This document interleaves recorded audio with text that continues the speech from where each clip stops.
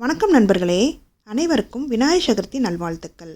Tamil blossom சேனலில் ராகி இனிப்பு கொழுக்கட்டை எப்படி செய்கிறதுன்னு பார்க்கலாம். அதற்கு தேவையான பொருட்கள்: ராகி மாவு 1 கப்பு, 250 ml, இது கடையில் வாங்கின மாவு. 1/2 கப்பு வேர்க்கடலை, வறுத்த வேர்க்கடலை 5 பாதாம் எடுத்திருக்கேன். 1/4 டீஸ்பூன்னு ஏலக்காய் தூள், 1/2 கப்பு தேங்காய் திருவல், இந்த கப்பில் 1/2 கப் எடுத்திருக்கேன். வெல்லம் 3/4 கப்பு, இந்த கப்பில் 3/4 கப்பு வெல்லம் எடுத்திருக்கேன். வறுத்த வேர்க்கடலையும் பாதாமையும் மிக்ஸி ஜாரில் அரைச்சி எடுத்துக்கலாம். பல்ஸ் மோடில் தான் அரைக்கணும். நார்மல் மோடில் நீங்கள் அரைச்சிங்கன்னா எண்ணெய் பிரிஞ்சிரும். பல்ஸ் மோடில் போடுறப்ப தான் உதிரியாக நமக்கு கிடைக்கும். கொரகொரப்பாக தான் அரைக்க முடியும், ரொம்ப நைஸாலாம் அரைக்க முடியாது. பாருங்கள், கொரகொரப்பாக நல்லா அரைச்சிட்டோம். இது தனியாக எடுத்து வச்சுக்கலாம். வெல்லத்தை கரைச்சி எடுத்துக்கலாம். ஒரு வானலியில் 3/4 கப்பு வெல்லம் போட்டுக்கலாம். உங்களுக்கு சுவை ஜாஸ்தி வேணால் 1 கப்பு வெல்லம் கூட சேர்த்துக்கலாம். இதுக்கு 1/4 கப்பு தண்ணி சேர்த்துனா போதும். ரொம்ப தண்ணி சேர்த்துடாதீங்க. நமக்கு கரைஞ்சா போதும். வெல்லம் பாகுபாதெல்லாம் பார்க்கணும் அவசியம் கிடையாது. குப்பை இல்லாத வெல்லமாக இருந்ததுன்னா நீங்கள் அப்படியே பொடிச்சு அந்த மாவுலேயே நீங்கள் சேர்த்துக்கலாம். பாருங்கள், வெல்லம் நல்லா கரைஞ்சிருச்சு. நம்ம இது சூடாக தான் நம்ம மாவில் ஊற்ற போகிறோம். அப்போ தான் நல்லா சாஃப்டாக இருக்கும். இது தனியாக வச்சுக்கலாம். ஒரு பவுலில் வறுத்த ராகி மாவை சேர்த்துக்கலாம். வறுத்துட்டு நீங்கள் கொழுக்கட்டை செஞ்சீங்கன்னா எவ்வளோ நேரம் ஆனாலும் கொழுக்கட்டை சாஃப்டாக இருக்கும். ஏலக்காய் தூள் 1/4 டீஸ்பூன், உப்புக்கு சிறிதளவு சேர்த்துக்கலாம். அரைச்சி வச்ச வேர்க்கடலையும் பாதாம் பவுடரையும் சேர்த்துக்கலாம்.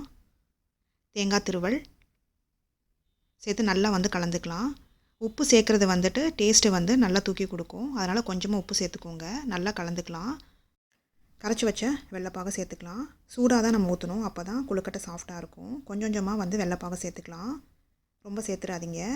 எவ்வளோ குப்பை இருக்குது பாருங்கள். நம்ம ஸ்பூனால் கலந்துக்கலாம். ரொம்ப சூடாக இருக்கிறனால கை வச்சு நம்ம பிசைய முடியாது. சூடு கம்மியான பிறகு கை வச்சு பிசைஞ்சிக்கலாம். இன்னும் வெள்ளைப்பாகு பத்தில் பாருங்கள். மிச்சம் இருக்கிற வெள்ளைப்பாகு எல்லாத்தையுமே நான் சேர்த்துட்டேன். கொஞ்சமாக தண்ணி ஊற்றி நீங்கள் வெள்ளைப்பாகு கரைச்சிக்கோங்க. அப்போ தான் கரெக்டாக இருக்கும். எவ்வளோ குப்பை இருக்குது பாருங்கள். தனியாக எடுத்து வச்சுக்கலாம். இப்போ ஸ்பூனால் நல்லா கலந்துக்கலாம். உங்களுக்கு வெள்ளைப்பாகு பத்தலைன்னா சுடு தண்ணி ஊற்றி நீங்கள் பிசைஞ்சிக்கோங்க. கொஞ்சம் கொஞ்சமாக பிசைஞ்சிக்கோங்க. ரொம்ப தண்ணியாகிடும் இல்லைன்னா. இப்போ கையால் நல்லா பிசைஞ்சு எடுத்துக்கலாம். வெள்ளைப்பாகு கரெக்டாக இருக்குது. உங்களுக்கு பத்தலைனாலும் சுடு தண்ணி ஊற்றிக்கலாம். எந்த கப்பில் மாவு எடுக்கிறீங்களோ அதே கப்பாலேயே எல்லாத்தையும் மெஷர்மெண்ட் எடுத்துக்கோங்க.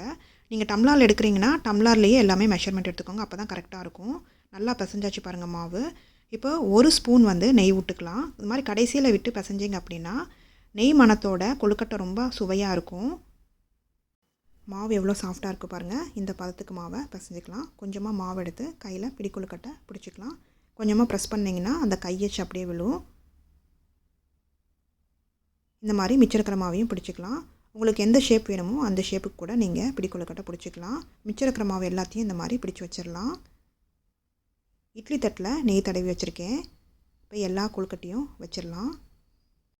இட்லி தட்டில் துணி போட்டு கூட கொழுக்கட்டையை வச்சு வேக வைக்கலாம். இட்லி பாத்திரத்தில் தண்ணி நல்லா காஞ்சிருச்சு. இப்போ கொழுக்கட்டையை வச்சிடலாம். மேலே மூடி போட்டு மூடிடலாம். ஒரு 15 நிமிஷம் நல்லா வேகட்டும். 15 நிமிஷத்துக்கு அப்புறம் நம்ம எடுத்து பார்க்கலாம். 15 நிமிஷம் ஆயிடுச்சு.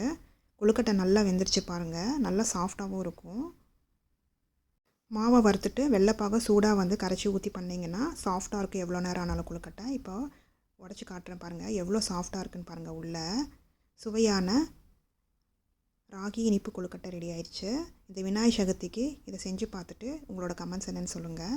பிடிச்சிருந்தால் லைக் பண்ணுங்கள், ஷேர் பண்ணுங்கள், சப்ஸ்கிரைப் பண்ணுங்கள்.